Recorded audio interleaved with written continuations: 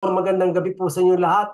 We welcome everyone after a long rain kanina, no? We're happy that after the rain stopped at hopefully the power stays with us, no? So ang importante po is matapos natin itong program ito. Where we are now going to launch for the officially yung ating first day or first part ng ating certification program for agriculture. The last time nagkaroon po tayo ng ating introduction. So we'd like to be able to mention that everyone is actually here to be able to learn something about agriculture. Ang ating pong speaker is somebody that we actually respect so much. Licensed agriculturist po siya at meron siya po ay senior training specialist. Manikurista din po yan because he manicures fields. Kaya magaganda yung ating mga lupain pag pinag-aralan nila po niya. So, without much further ado, let me introduce to you our speaker for tonight. Oh, by the way, bago po natin institusyon, mamaya, kung meron po kayong mga katanungan, pakilagay lang po sa chat box and later on, we're going to pass the message to our speaker. Without much further ado, let me introduce to you the one and the only who was also works with the Amway Corporation on Agriculture, a very good friend of ours. Lagi namin nahahatak kung saan-saan, Mr. Romeo Bong Camarillo. Bong, take it away, please. Thank you, Sir Titos. Although kanina humihingi ka sa akin ng how to introduce myself. Sabi mo napakahaba.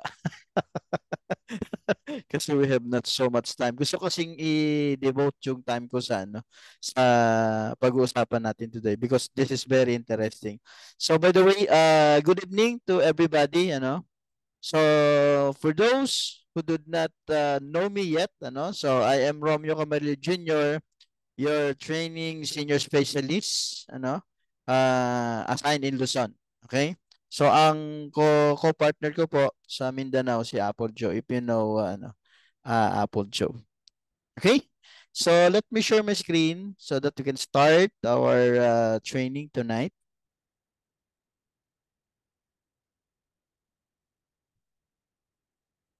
So let me know if you can see my screen now. Okay. Thank you very much. So our topic for tonight is about essence of crop production for food security. Okay? So if we say food security, ito talaga yung kailangan natin. Kasi this is the everyday that we need. Okay, pagkain. Okay, now, ano po ba yung tinatawag ho nating food security? So number one dyan yung availability. Okay? So availability, ensuring a sufficient supply of food through local production. Kung wala, pwede rin import and food reserves. Okay? And then second is yung tinatawag ho nating access.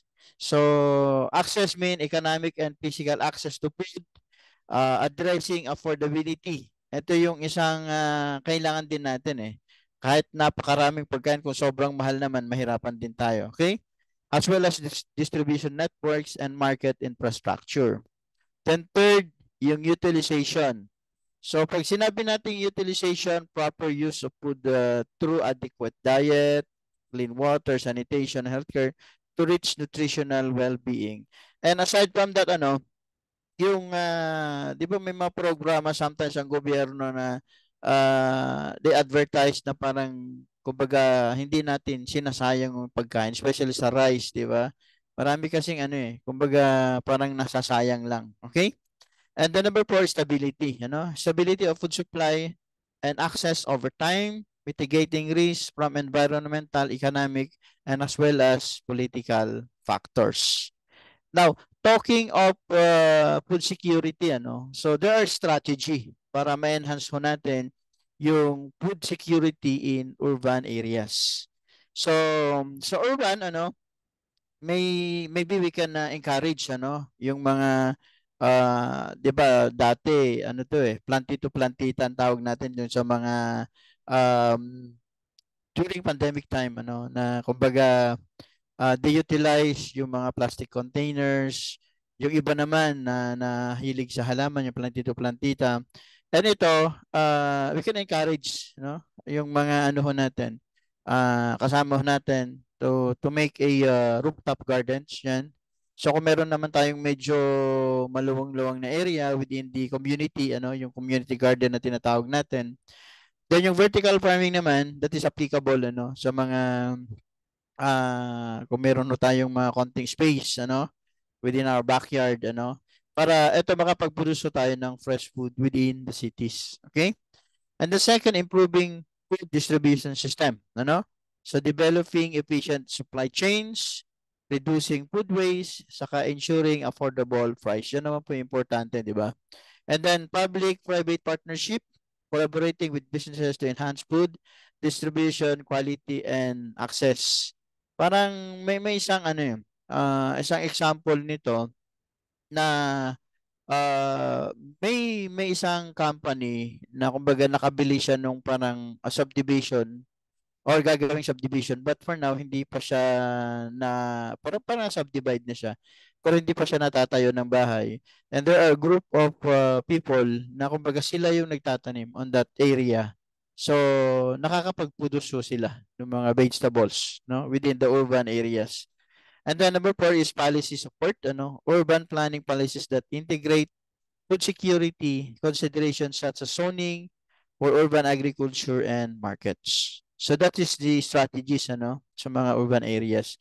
Now how about naman dun sa rural areas ano?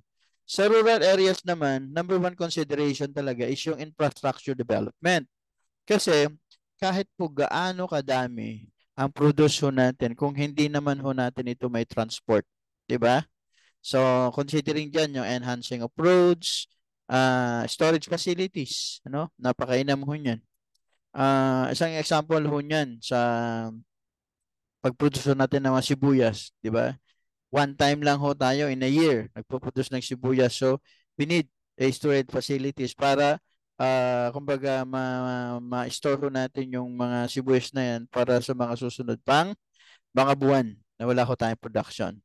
And then irrigation system, ito na isang importante rin ito, especially sa mga rice farmer ho natin, para po masupport yung agriculture and market access. The second, community-based approaches, ano, strengthening cooperatives, yan. Farmers group, ang dami na, mga farmer groups na, ano, and community-led initiative to improve resource sharing and resilience. Then third, access to education and resources. Ito yung providing training, then isa na ho tayo doon ano as Amoy company ano. So nagpo-provide ho tayo ng mga training sa mga farmers ano, sharing our technology kasi we have also technology ano na sinishare sa mga farmers ho natin. Financial services and inputs like seeds and fertilizer to farmers. Itong inputs and fertilizers may programa ang gobyerno ngayon eh na they are giving away mga free seeds, mga free fertilizer. Yan. Okay, and the number 4, improving agriculture productivity. So paano po ito? Adaptation of high yield crop varieties, then advanced farming techniques and sustainable practices. And talking of advanced farming techniques, ano, so dito sa Amway, ano, meron ho tayong technology na pinag-uusapan. Ito po yung ating mga NutriPlant products. So ano ba yung Amway NutriPlant products ho natin? Ito po is yung plant nutrition technology para ma-provide yung complete nourishment and protection to crops, resulting to better yield and quality performance. Kasi kung mapapansin mo, no, karamihan ang nasa market, tawag nito synthetic fertilizer. Diba? And sometimes, sa overuse ng synthetic fertilizer natin, it ruins yung mga lupa ho natin. Diba? Then, pag sinabi naman ho natin crop protection, pagkatapang-tapang na lason, minsan hindi lang ho yung mga insektong namamatay, include yung yung tinatawag ho nating mga kaibigang kulisap, 'di ba? Mga predators. And sometimes also yung mga farmers affected din ho sila. Okay? But in our case ano sa mga NutriPlant product natin, they are all organic based, ano? And then yung APSA natin, it is a biodegradable. And the NutriPlant products may help farmers address poor soil condition. Yan, kaya nga tinatawag na soil conditioning. Ano. Then abiotic and biotic stress which result to insufficient and low quality yields. No?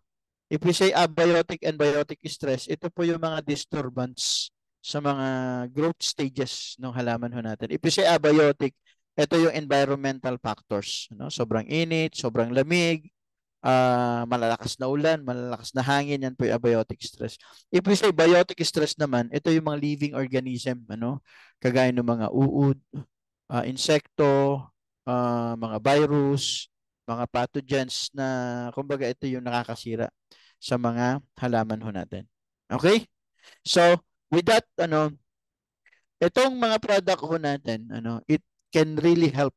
For example, yung APSA natin, APSA is a performance maximizer. Ang function ho nito is an activator and spreader para po pwedeng i-mix sa herbicide, insecticide, fungicide, and foliar fertilizer. So ano po nagagawa niyan? Provides more uniform spray deposits, improve coverage of liquid and foliar fertilizer, help improve soil texture and structure. Meaning, pag ginagamit mo natin ito diretso sa lupa, is nag-i-improve yung soil texture and structure. So meaning, it condition our soil. Okay? Then moving on, we have also NutriPlant SD. Ano naman yung SD natin? Ito po is a powder form, which contains nutrient essential for seed germination. So meron po siyang 9, na secondary and micronutrient na kumbaga nakapaloob dito sa NutriPlant SD natin. So pag ginamit mo natin ito, ano ba yung makukuha natin? For better crop stand, promote faster seed germination, and improve uptake of nutrient through the root system, as well as improve crop yield and quality. Okay? So yan po yung tinatawag nating NutriPlant SD, and it consider as seed treatment doon sa product ko natin. Then another one is we have NutriPlant SL. It is also a seed treatment, kaya lang in liquid form po siya. By the way, yung SD natin, saan ba mostly ginagamit niyan?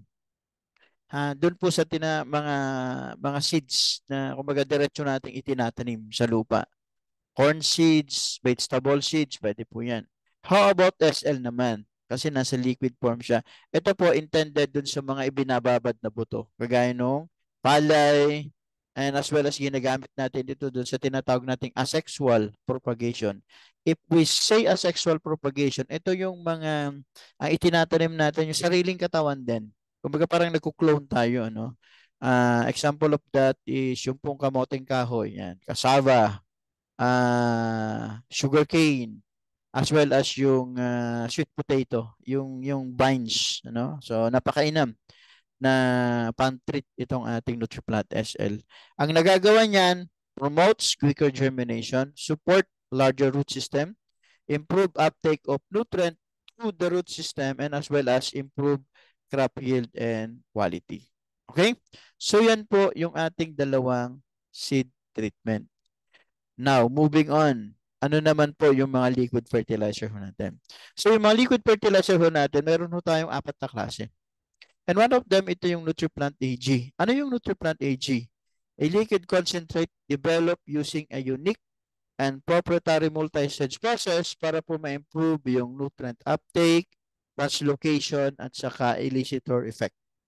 And kanina, talking of abiotic stress, ano ba nagagawa ng AG natin?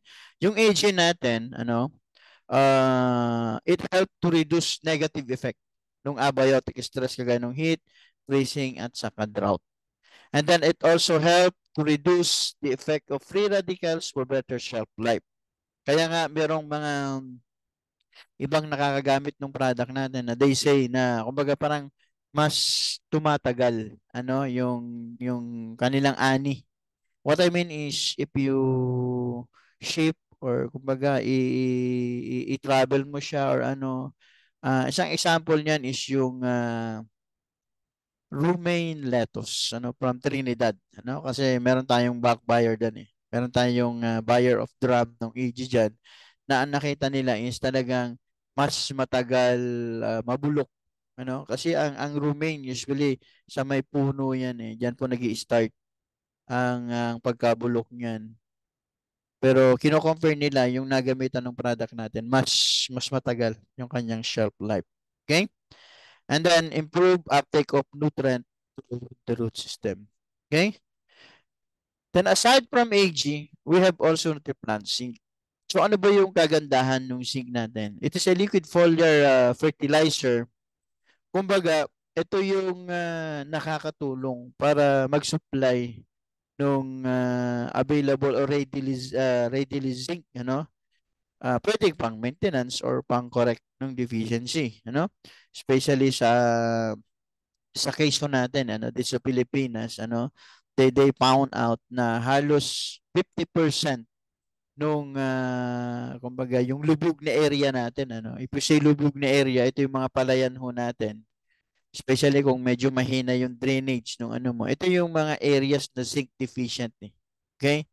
So, kung nagkakaroon po kayo ng pag nakaka-encounter ho kayo ng mga ganong concern or problema ng mga farmers natin, then we can introduce our NutriPlant Zinc. Okay? And aside from that, ano pa yung nagagawa ng NutriPlant Zinc natin? So, promote more uniform maturity of plants. Kung may mga na-encounter kayo na hindi halos pantay-pantay yung paghinog ng palay nila, pwede itong ating NutriPlant Zinc. So, promotes better absorption and translocation. Kung meron po kayong problema doon sa development ng mga grain formation, mga leaf size, pwede po itong NutriPlant Zinc ho natin. Okay? So, yan po mostly yung nagagawa ng NutriPlant Zinc ho natin. And then we have also NutriPlant NPK. Yung NPK naman ho natin, kung titignan nyo po yung fertilizer grade niya, although it is a what they call this, a foliar fertilizer din yung NPK natin. But kung titignan mo yung fertilizer grade po niya, nasa 4-18-18. Meaning 4% lang yung nitrogen, 18% yung phosphorus, 18% yung potassium. So bakit po ganun ang design nung 4-18-18? Kasi meron po siyang specific stage na growth ng halaman ho natin na dapat nilalagay.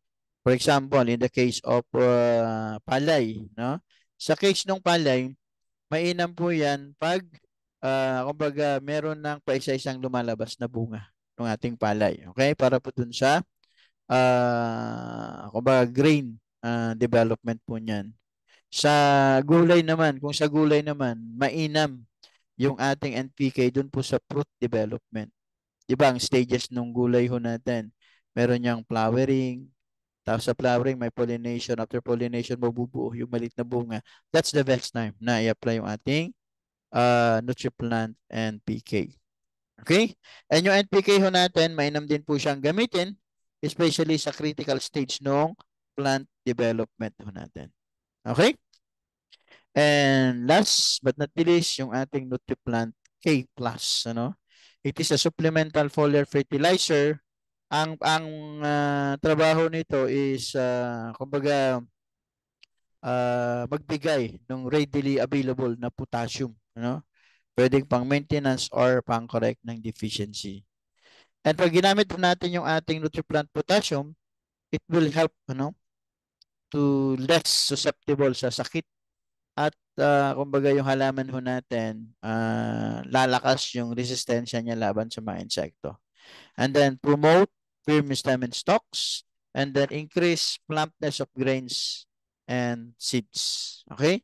So yan po yung nagagawa ng ating potassium.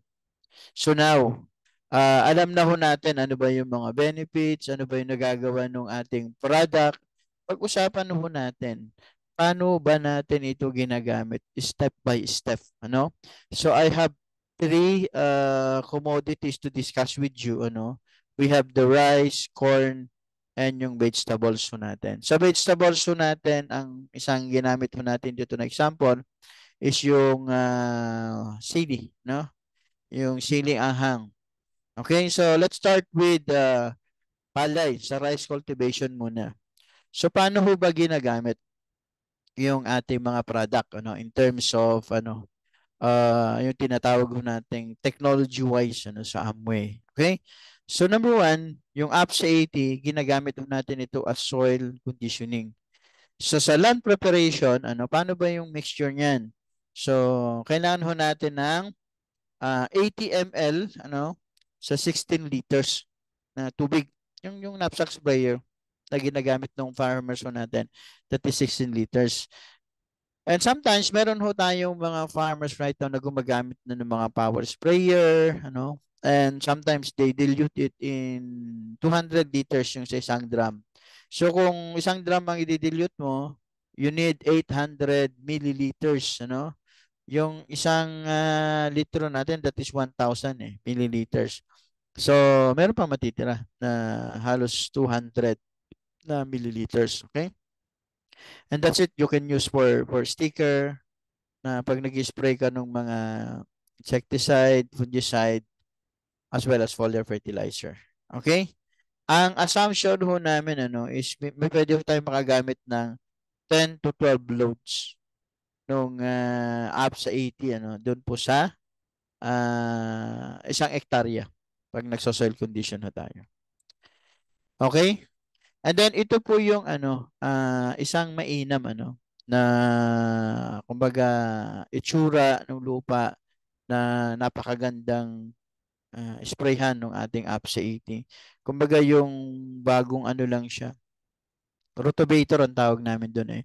Yung tubig niya mainam kung parang lang, konti lang yung tubig niya. Pero sometimes kung medyo kumbaga yung may ibig sabihin masyadong maraming tubig ang ginagawa ho namin, binabawasan namin. At ang mini-maintain ho naming level ng tubig is nasa 2 to 3 inches, no? Before we spray. Kasi ang logic ko nun, if you spray up sa 80 dun po sa volume nung napakaraming tubig na yan, malamang lalabnaw yung timpla ng apsa mo. Okay? Ito po yung na itsura nung yung sakahan ho natin. Okay? And then right after that, pag magbabad na ho tayo nung seeds ho natin, so we will use NutriPlant SL. So yung SL ho natin, if we have 40 kilos nung palay seeds ho natin, we're talking of inbred 40 kilos of seeds, we need 40 liters of water, then 80 ml of NutriPlant SL. So itong isang bote na to, this is good enough for 40, this is good enough for 120 kilos. No? Yung pong ating NutriPlant SL na yan. Okay? Now, ito na po yung itsura, no? Yung seedlings na nagamitan na nung product ko natin. So kung makita mo, napakalusog ng mga seedlings, yung mga ugat ng seedlings so natin very healthy. Okay? Yan po yung advantage ng ating NutriPlant SL. Now, second na ho natin, ito na po yung tinatawag ho nating transplanting. Sometimes may mga question, sir, yung bang SL natin, pwede ba yan both sa transplanting at saka sa direct seeding? Yes, pwede po. Ang pinaka-importante lang ho dyan is pag nagbabad ka na ng seeds mo, dapat matreat mo siya nung SL. Either ipupunla mo yan or either i-direct seeded mo yan, that's okay. No problem. Okay? Now, katapos po nating makapag-treat nung ating seeds na ipunla na ho natin yan, then na-transplant. Ang first na spraying ho natin, ang magagamit ho natin is NutriPlant AGN Zinc. Pag transplanted ang ginawa mo, mainam mag-spray ka 10 to 15 days after transplanting. Pag direct seeded ka naman, mainam mag-spray ka 25 to 30 days after sowing o yung pag direct seeded mo. Ang counting ho natin dyan, pag once na sinabog mo na yung binhi, that is day 1. Kasi karamihan sa mga farmers ho natin, pag sinasabog na ho yan, kumbaga parang pumutok na yung binhi nila. Ibig sabihin parang may mga may white portion na sa pinaka-tip niya. Ibig sabihin, papalabas na yung ugat or yung tubo ng palay ho natin. Okay? So take note that will be our first spraying. Now, the second one, or by the way, ito po yung tsura, yung first spraying natin. Ibig sabihin, yung pong na-transplant ho natin is recovered na siya. Ibig sabihin, they have the capacity to absorb na nung kunyari spray mo sa dahon, di ba? So may kakayahan na makapag kuha or makakain ika nga natin, nung mga liquid fertilizer. Now, the second one, application ho natin will be done at 40 to 45 days pag transplanting ka. Ibig sabihin, ito yung buntis na yung palay natin. Layman's term po yan buntis na yung palay. Okay? And then pagkasabog tanim ka naman, it should be at 55 to 60 days. Kung makikita mo, merong 10 to 15 days na gap pagka doon po sa transplanting versus doon sa direct seeding. Okay? So yan na po yung second application. Now dito sa second application natin, it is Nutriplant AG alone, Plus I'm talking to sa foliar ha. 'Di ba kanina AG Sync, ito naman AG lang, Pero don't forget yung option natin. Okay? Ito na po yung itsura ng second application ho natin. Buntis na yung si palay. Now, the question is, bakit ho natin, kumbaga, ini-specify kung saan or saan yung pinakamainam na pag-apply? Kasi nga po, sa technology kasi natin, we are encouraging yung mga farmers ho natin to lessen, ibig sabihin, bawasan yung mga granulated fertilizer nila, Kasi, as I observe, share ko lang po sa inyo, before, ang practice kasi nung farmers, they usually, apply lang ng apply nung granulated fertilizer. Kumbaga may mga split of application yan. But sometimes, pagka, let's say, failure, yung pagsaboy nila nung granulated fertilizer, maybe sabihin na ho natin naanod yung iba, o nag-volatile or nag-evaporate yung mga iba. So, hindi lahat na-absorb nung halaman ho natin. Ang ginagawa ni farmers, they usually spray ng foliar, especially at the end. Yung kumbaga, gusto nilang habulin na pagandahin yung kanilang palay, but sometimes, nagtatapon lang sila ng pera doon. Kasi, ang halaman ho natin, they have yung tinatawag ko natin growth stages, Pag once na nalampasan mo na yan, you cannot return it, hindi mo na may babalik yan. Kahit paano ilagay mo dyan, hindi mo na maano. Kaya dito sa technology ho natin, we incorporate right away yung ating foliar fertilizer. Bakit? Kasi, kung makikita mo, ang farmers before, I'm talking mga dating practice, they usually apply NPK, if I'm talking of NPK, let's say 3-4-14, urea 16-20, halos lahat ng application nila puro NPK, puro NPK, puro NPK, They forgot to apply yung mga tinatawag nating micronutrient. Okay? So bakit ba naging ganun ang sistema ng mga farmers natin? Kasi before, when they introduce synthetic fertilizer, yung mga lupa ho natin that is abundant of deposits, ng mga micronutrient sa lupa ho natin. Kaya kahit na kumbaga 3-4-14 urea ang ina-apply lang ho natin, they have good harvest. Kasi nga, they have deposits of micronutrient pa sa lupa. Pero look at right now yung mga lupa ho natin. May mga deposits of micronutrient pa ba yan? Wala na. Di ba ang ginagawa ng mga farmers? They usually replenish NPK. Nakaligtaan na nila yung mga micronutrient. So with our technology, hindi na lang ho NPK ang nire-replenish natin, pati po yung micronutrient. That's why we incorporate po sa growth stages ng halaman ho natin yung pag-apply ng mga tinatawag ho nating mga foliar fertilizer ho natin na kumbaga naandun halos lahat yung mga micronutrient na kailangan ng halaman ho natin. Okay? So bakit natin pinapabawasan yung NPK niya? Kasi I think it's too much. Okay? So, 'di ba, may mga instances pag nagbebenta ka nung product natin, oh, that added cost, dagdag gastos, 'di ba? 'Yan yung mga na naririnig natin na feedback from farmers. Right now, ang ginagawa ho natin, mini-minimize natin yung granulated fertilizer niya. For example, if you reduce 2 bags nung synthetic fertilizer, how much is the cost of 1 bag right now? I think 1.7 yata yung 3.14 eh. Same with urea, that's 1.7 yata. Nasa 3.4. So yung 3.4 na yun yung ibili mo ngayon ng mga NutriPlant product ko natin. Okay? So sa first gamit mo, medyo mag-invest ka ng konti. Pero habang tumatagal, kumbaga parang ano na lang, kumbaga nagko-convert ka na lang nung nutrient without any added cost. Kasi ang gagawin mo niyan, sa first gamit mo, bawas ka 2 bag.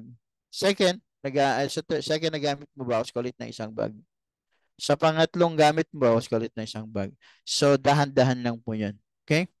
Yun po yung advantage natin right now. Okay? Ito na po yung last na application ho natin. We use NPK at saka potassium. Okay?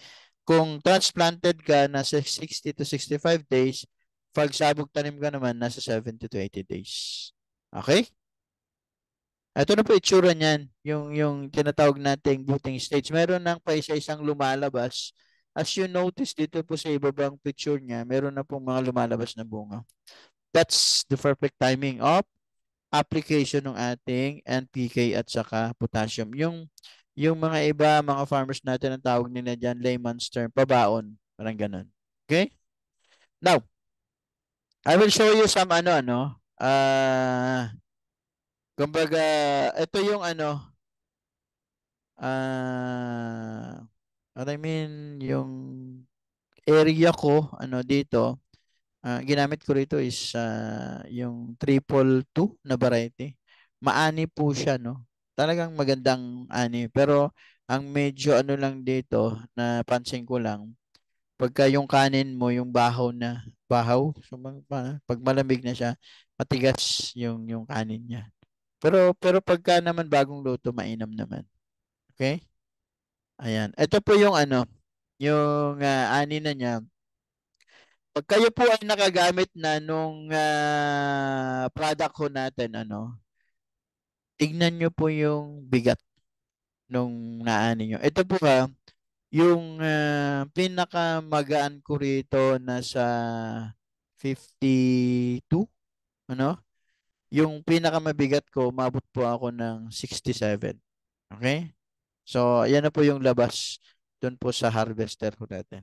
Okay? Kasi usong-uso na rin po dito sa amin. Pag inani mo na yung palay mo, if you want to sell it na wet, pwede siya. Maraming bumibili. Okay? And then, ito naman po yung sa corn cultivation ho natin. So, number 1, gamit APSA 80. As yung kanina, parang diniscuss ko rin dun sa palay ho natin. Diyan po rin po yung dilution niya. Yun nga lang, ang pagkakaiba niyan, dun po di ba sa palayan may tubig. Pag dito naman sa taniman ng mais, yung moist lang siya, no? Huwag naman po yung sobrang basa. Moist lang siya. Pero if you can manage, to spray, kahit sobrang basa siya, okay lang, no problem, Ang importante, malagay mo yung APSA doon. Kasi, pag moist ang lupa, mas mabilis yung pag-spread out, no? Pag-penetrate ng APSA natin doon sa lupa. Okay? So, yan. Yan po yung, sometimes meron pang ginagawa yung mga ibang farmers natin pag nagtatanim sila ng mais, sometimes hinahalo na nila yung kanilang herbicide, no? Para dual purpose. Kino-condition nila yung lupa nila, at the same time, kinokontrol na rin nila yung damo, doon sa kanilang field. Okay. Then, after yung ating soil conditioning, ano po ang next na gagawin ho natin sa corn cultivation? So, maglalagay ho tayo ng NutriPlant SD pag tayo po yung magtanim. So, ang isang bote na yan, that's 150 grams. That is good enough for 18 to 20 kilos ng corn seeds. Meaning, isang bote na to, tama-tama sa 1 hektarya. Kasi yung 1 hektarya nung maisa natin. It can make it 18 to 20 kilos na corn seeds. Okay? Ito po yung pinakasimpleng ginagawa pag nagmi-mix. Ang bentahe o advantage ng product ko natin, if we compare sa ibang seed treatment, yung iba kailangang basahin mo pa para kumapit yung i-apply nila. Pero sa atin, kung ano yung itsura ng seeds, yun na yun. Ibudbud mo lang yung SD, hahaluin mo lang. Kusang kakapit yung pulbos na yan. Kasi yung ating SD, it has a characteristic yung tinatawag nating static ability, Kumbaga parang magnet. Okay? So ano yung advantage niyan? Ang advantage niyan, in case na sumobra ka ng timpla, so yung buto, pwede mo siyang itago, pwede mo siyang magagamit sa susunod na pagtatanim. Unlike dun sa mga ibang seed treatment na pag binasa mo na ang binhi, kailangang itanim na yan. Kasi pag hindi mo yan itinanim, possible, pwedeng mag-germinate yan kahit nasa lang. Kahit nasa, especially kung nasa sako or nasa lang. Okay? Yan po yung advantage ng product natin compare sa ibang seed treatment. Now, planting, So, dito meron kaming tinatawag na seeder or planter, tawag namin. Itong yellow box na to sa taas, ito po yung sa fertilizer, It will serve as basal, okay? So, based dun sa lumabas na result ng aking seed treat, nung aking soil analysis, dito sa aking lupa, So, ang basal application ko dito is 1620. Okay? And then yung dito sa ibaba, ito na yung lalagyan ng seeds. Ito na yung seeds na treated with Nutriplant SD. And then, pag ito po ay hinila ng traktora, ibig sabihin, 3 tudling na kaagad ang matatamnan. So, hindi na ho siya gaya nung dati na kailangan mo pang umupa nung tao kalabaw para maggulis ang tawag namin doon. So you need a lot of tao para magtanim. Pero dito ang kinakausap mo isa na lang yung operator na lang, no? And yung isang hektarya 1 hour tapos na. Okay? Yan po yung advantage no?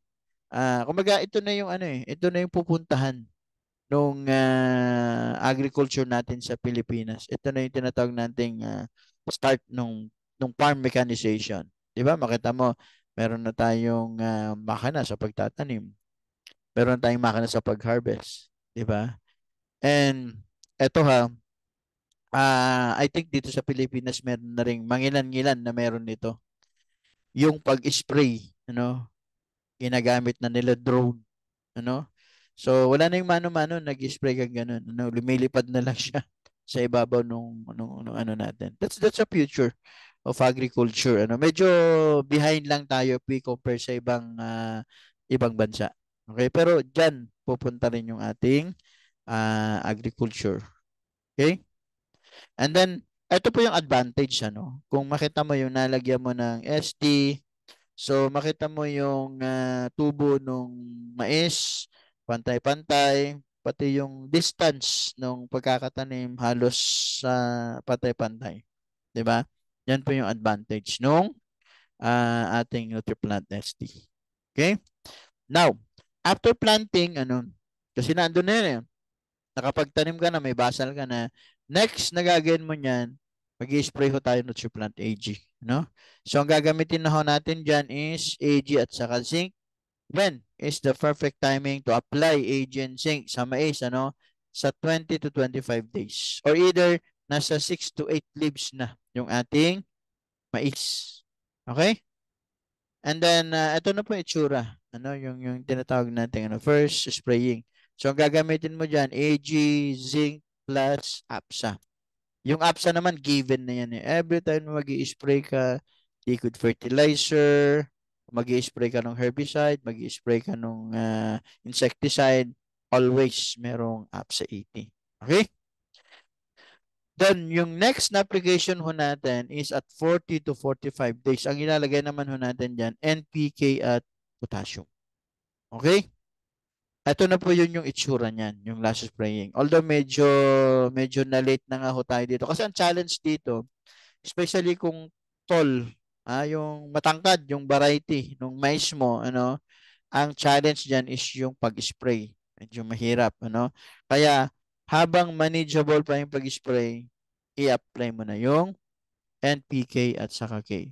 Kung titignan niyo po, balikan ko lang po kasi ang ginagawa ko na sa mais ko right now, kumbaga 2 beses na lang ako nag-aabono, 2 beses na ako nag-i-spray ng ating plant product.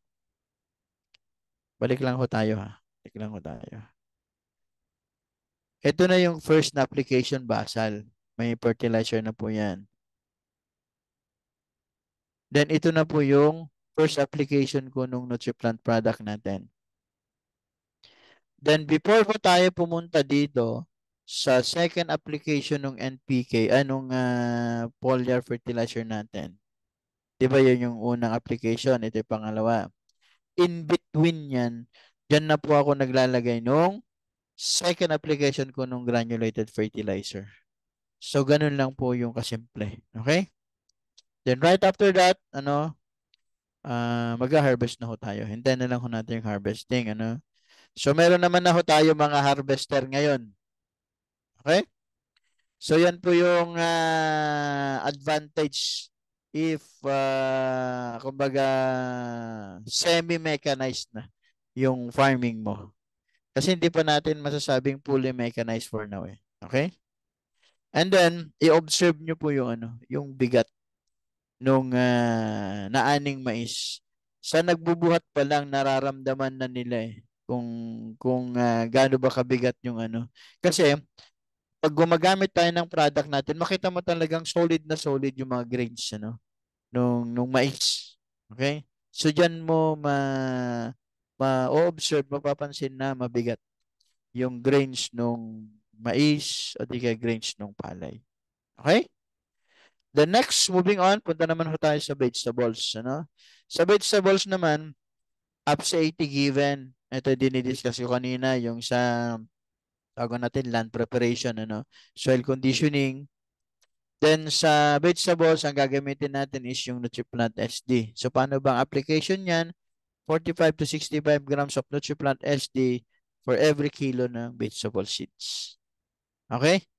Ito kasi, bakit mas madami kasi kung titingnan ho natin, especially sa mga maliliit na buto, kamatis, talong, sili, di ba masyadong maliliit yan, So yung 45 to 65, that's good enough, para i-mix po niya. And sometimes meron yung mga farmers na ginagawa, parang tansyahan method na lang. Kung medyo konti lang naman yung buto na itatanim nila, kumbaga tinatansya na lang yung nilalagay, Ang importante lang doon is mabalot ng SD yung mga seeds na yan. Okay? And then sabi nga dito, keep seeds dry during mixing. So no need na basahin or i-wet yung ating mga buto. Okay? Now, first na application ho natin. For example, nakapaglipat tanim ka na. Ang unang gagawin mo dyan, mag-spray ka ng AG at saka 20 to 25 days after transplanting or after planting. Okay? And then the second one is another AG. Ito na yung stage na namumulaklak na si gulay. So, pwede po ito, sili, sitaw, talong, kamatis, ampalaya, So, yan, mainam po yan. Now, pabayaan mo lang na mag-pollinate kasi pag once na na-sprayan mo ng AG yan, magpo-full blown ho yan eh. Halos ma-enhance niya lahat yung possible na lalabas na flower. Then yung last na spray ho natin sa vegetables will be at fruit set development. Ibig sabihin, meron ng maliliit na bunga yung mga vegetables ho natin. For example, nasa urban areas ka, nagtanim ka sa paso, For example nito, nakatanim lang sa paso na sili, 'di ba? So yan, kung sprayhan mo lang, Yung kumbaga, if you have yung parang, di ba, meron tayong grip, tapos meron na tayong nabibili na yung pang 1 liter, meron akong ganun yung binobomba lang din, tapos spray. Okay? So, ganun lang siya. For example, yung binabanggit nga natin kanina, as an example, yung rooftop garden, di ba? Or either yung vertical garden, kung sa urban areas ka, possible, pwede po ito. Okay? Yan.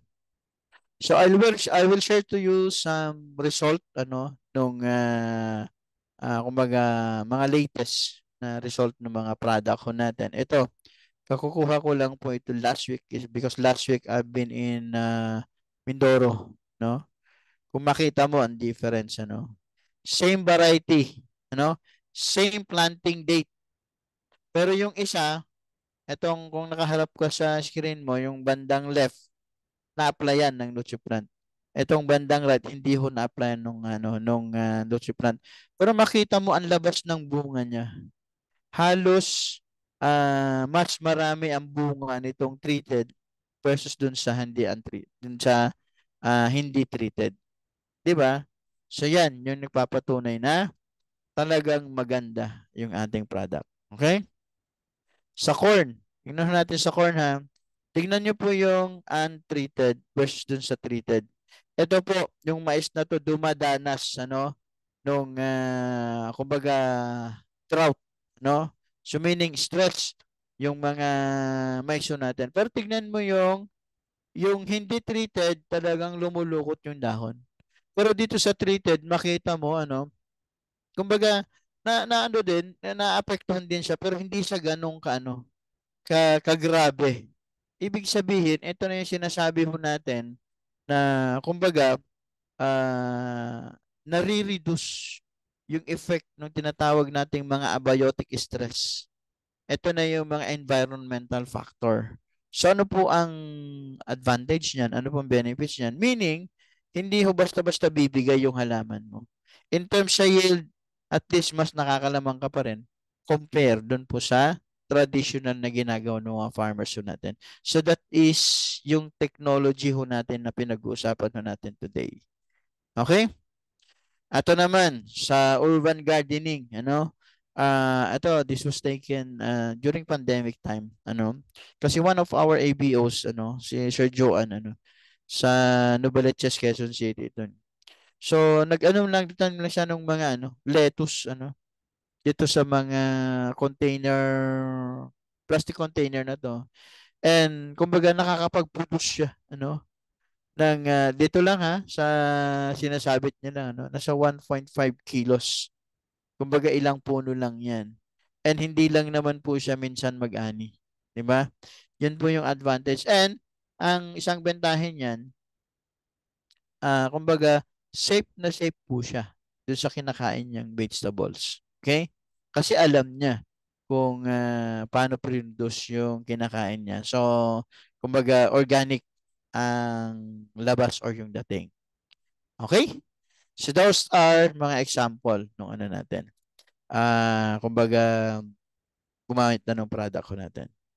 Now, i-promote ko lang po before I end yung aking presentation, So, meron ho tayong Facebook community, We call it Planters PH, So, pwede niyo pong i-search ito, Planters PH. Ito na rin po yung lalabas na picture.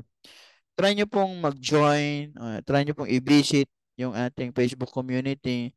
So doon makikita nyo po, we have a lot of ABO Rice na right now na kumbaga nagpo-post sila nung kanilang mga success story. And you too can do that way, Pwede ka rin mag-post nung mga success story mo. And yung mga success story ng mga iba, pwede nyo rin pong ma-view, pwede nyo makita. Okay? So with that, that's the end of my presentation. Thank you very much. Good evening to everybody. And Sir Titos, do we have question?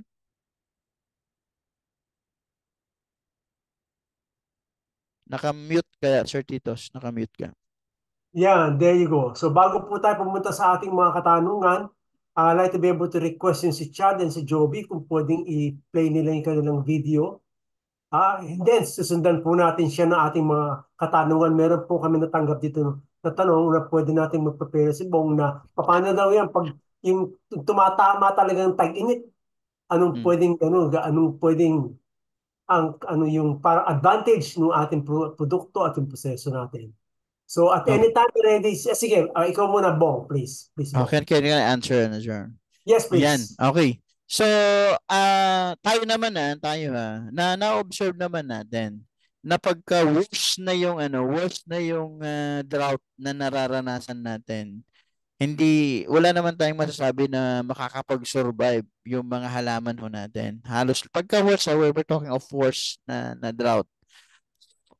Dun sa kasi sa product ko natin kasi ang sinasabi ko rito, baka naman halos wala ng ulan. Baka 3 buwan na walang ulan. Baka hindi na magsusurvive pa. No. Ang pwede ho nating masabi na yung ating halaman can survive doon po sa mga tinatawag ho nating mga slight na drought na kumbaga hindi naman ho yung tuloy-tuloy, Kasi kung i-compare mo 'yan doon sa mga ibang tanim, makita mo talaga na kumbaga nagsasuffer na yung mga ibang tanim pero yung na-applyan ho natin ng product natin still nakakapag-survive pa rin. Pero I'm not saying na nandun pa rin siya sa dati na estado niya. No, no, it's not. Meron na rin yan effect. Kumbaga parang let's say kung sa ibang hindi nagamitan, kung 50% na sana ang tama niya sa drought, yung atin, you considered it mga nasa 80 pa lang. Parang ganun. 80% kung 50% ito. Parang ganun yung nun. Okay? Meron pang isang katanungan dito, Bong, sa galing kay Tara Donoso. Yung sinasabing not treated with Nutriplan, ibig sabihin ba ay walang abono ang yung abono na ginamit? So yan ang nakalagay. Okay.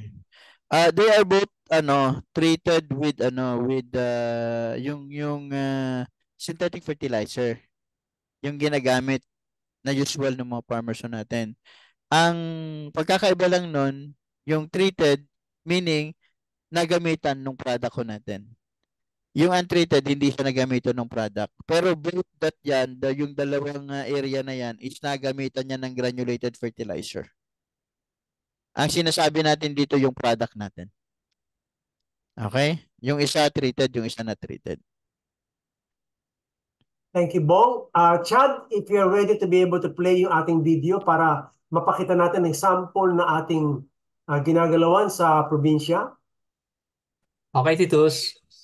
Go ahead, Chad and Joby. You can share the screen, please.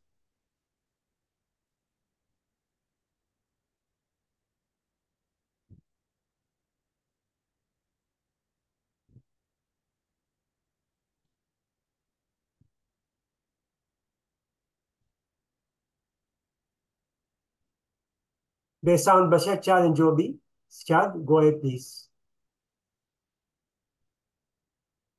Hold on. Sige, Chad. Okay lang. In the meantime, kung meron po kayong mga katanungan, just put in the chat box. If you want to unmute yourself, pwede po, meron pa tayong oras to be able to attend to you. Mag-extend lang tayo ng konti dahil exciting yung ating presentation for tonight, no?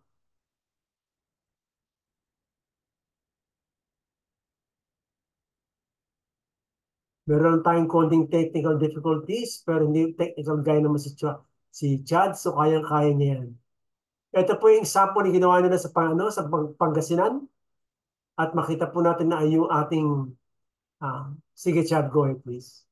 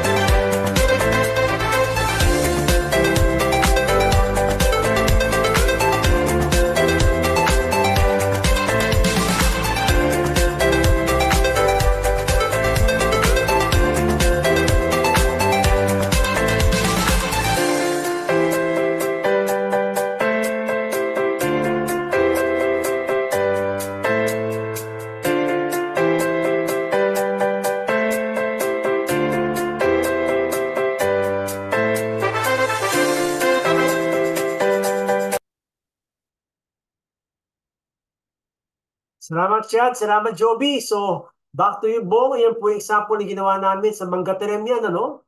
So, Pangasinan po, malapit-lapit lang yan sa Metro Manila. Thank you. Thank you to you. Back to you, Chad, ano, Bong? Thank you, Chad and Joby. Yes, sir. Ako naman, I'm just waiting for the question. Kung if we have a question pa. Oh. Ang isang katanungan dito yung paano daw po yung meron man daw parang programa to be able to put yung sa hanging plants naman daw sa mga condominium. Kung tama po yung nabasa ko, no? Pinadala sa akin, meron ba tayong program para sa mga hanging garden, Bong?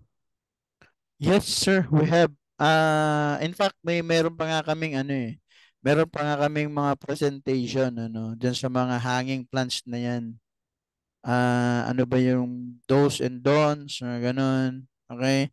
So siguro I can share that also dun sa kung sino man po yung nagtatanong. Ang Yeah. pinaka lang naman sir ginagamit natin mostly yung ating NutriPlant AG lang. Kumbaga parang yung usual na pag-spray lang din. There are may protocol naman tayo sa mga hanging plants. We can share that or you can download it directly doon sa website natin. Meron po 'yan. And siguro ang isang lang pwede nating ma-share is I will get dun yung mga yung mga tips on how to maintain yung mga hanging plants. Yung pwede nating ibigay sa kanya. Nandun 'yan sa mga presentation ho natin. Okay?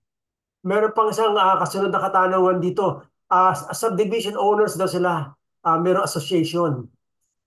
Meron silang gusto na parang food security for, if I get it that one right, para sa Metro Manila sila nakatira. Meron daw bang pwede i-request, recommend ang Amway to be able to para i-adapt ng mga villages for this purpose? Para magiging project daw nila ito eh. Okay. Eto sir, ang mainam niyan is I think mag-initiate sila first dun sa propose na kumbaga area. Then tayo naman, ako naman I can share yung mga technology na pwedeng Good. mag-jibe or pwedeng doon kasi mahirap naman kung ako mismo yung mag-initiate So I think the first move will be at the group Then Yes. yung move ko naman is I will siguro I can share kung ano ba yung possible na pwedeng gawin dun sa parang community garden, parang ganyan or whatsoever ano ba yung natin doon? Ano ba yung pwede natin itawag doon? Okay? Meron naman galing kay Mocha, sabi niya, Sir Bong, during the pandemic lockdown ng 2020, was able to grow an avocado tree. I used the SD, sabi niya, para mapatubo ang roots. Then, I planted na sa backyard for, sabi niya, backyard for 4 years na siya. Supposed to be mag-flower na in 5 years, di ba? I sprayed NPK before, pero hindi regular. I also, uh, I also sprayed AG, pero ang liit pa rin ng main trunk after 4, approximately 12 feet pa siya. Pero dahil manipis ang trunk, medyo nabebend na ang main trunk. What can I do?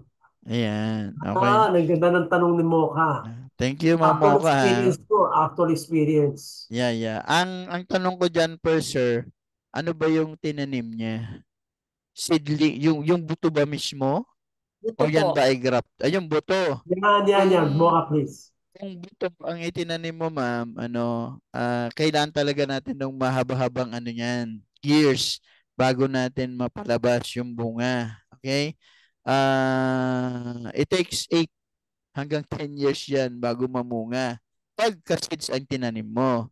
Now, kung meron kang naririnig na di ba maraming nagtatanim ng mga grafted na mga puno, sabihin na natin, puno ng mangga, mga durian, mga lansones, rambutan, pati nga mangustin, may mga grafted na ngayon.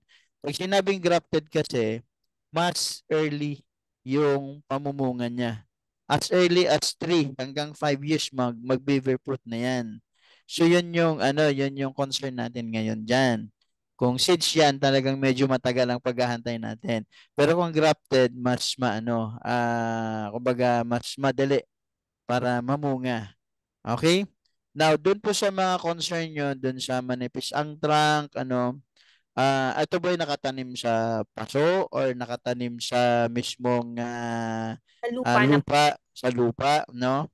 Tignan nyo po, baka naman, ang cause kasi nung bending na yan or sometimes kasi pagka lack of sunlight yan, parang nagwiwik yan eh, pero manghina. Kasi ang halaman, they need abundant sunlight para nang sa ganun is parang maging, parang tao lang din ba? Para tumigas yung mga buto or parang mga ganyan. Parang ganun lang din ang treatment. And then yung ho natin, yung pag-a-apply ho natin nung SD, pag-apply ho natin nung AG, nakakatulong ho yan. Doon po sa paglaki niya. But suddenly, ang hinahanap nyo kasi yung mabilis na pagbunga eh. So hindi ho kaya nung AG na mapast-track yung pamumunga niya kasi nga doon sa kumbaga lahi, ang pinag-usapan natin lahi. Kumbaga, there is a certain period talaga kung kailan siya talaga sa maglalabas ng bunga. Parang kumbaga parang babae sana madam. Panadaling yung babae pag wala pa siya sa menstruation, hindi pa siya hindi pa siya talaga pwede mag-anak niyan. Kahit anong pilit mo, hintayin mong ma-develop yung reproductive niya bago siya kumbaga mag-bear fruit or Okay, Okay? thank you po. May katabi rin kasing malaking mangga, Mm. Indian mango. Mm. Baka Baka yung sa shading effect not nung enough sunlight. ma'am, possible, kumbaga parang yung sunlight supposed to be na makukuha sana ni avocado, parang natatrap natatrap na ni mangga. So kailangan din kasi niya ng sunlight eh. Doon sa tinatawag nating photosynthesis na yan.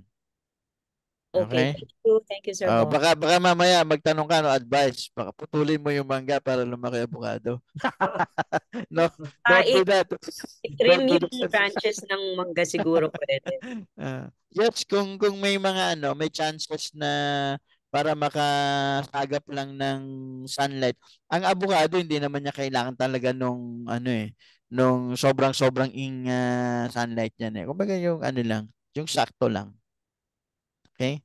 Thank Thank you. you, Ma'am Oka. Salamat, Bong. Kung wala na po kayong katanungan, any parting words, Bong, bago natin call it a day? Yeah. Please. Thank you very much sa mga participants natin. I saw mga new names, may mga old names din sana next time kumbaga mag-invite pa tayo ng mga natin kasi this series of training kumbaga to the effort ni Sir Titos kumbaga I think the whole group nung Fernandez group no matter what kung ano man yung group ni Sir Titos kung ano man ang purpose kasi natin dito is parang to transfer yung technology kumbaga may alam ka man sa agri wala ka mang alam sa agri kung ma-attend mo yung series of training natin na to kasi this is already flatted hanggang December na may mga topic tayo in every month. And we are also happy if you can recommend or suggest any topic that pwede ho nating itackle. Tama, Sir Titos? Tama po yan, tama po yan. Okay. We can always update yung ating program for the entire year to suit kung ano yung kailangan talaga nila. Pwede po natin i-prioritize yun hanggat hindi. This will happen again next Wednesday ng month of July. So first Wednesday, lagi ang ruta natin dito. So if you have mga special requests, pwede natin padalayan kay Bong para maayos po natin siya. Bago po tayo mag-goodbye, pwede bang i-on yung camera nyo for proof of life tayo ngayon. Sige po. Thank you so much. Yan. Joby, kaya mo kuha ng litrato, please? Thank you, Joby. Sige, yan. Pakilabas lang po yung inyong litrato para makuha po kayo. Alam po namin, ibang grupo dyan, meron kayong parang watch party, kaya marami-rami kayo, okay lang sa amin yun. Walang problema. Sige po, thank you. Paki-on lang po yung inyong camera. There you go. Ma'am Veronica, si Meg, si Charis, kung kaya pa, si Bel at Maribig, kung kaya po yung photo. Anytime, Joby, take the picture, please. Smile guys, smile. Salamat po sa mga leaders natin coming from Luzon, Visayas, and Mindanao. Meron din po tayo galing sa Bicol region. So, Okay na po. okay na, salamat po. Nabura ng konting makeup ko. Sana lumabas dyan yung aking lipstick. So maraming salamat. Maraming salamat po and good night Thank you, to everyone. Bong. Good night, Thank you. Baba. Thank you. Good night. Good night, Thank you. everybody. Thank you, Thank you, Bong. Bong. Thank you, guys. Thank Thank you. you. Bye-bye. Thank you, Bong.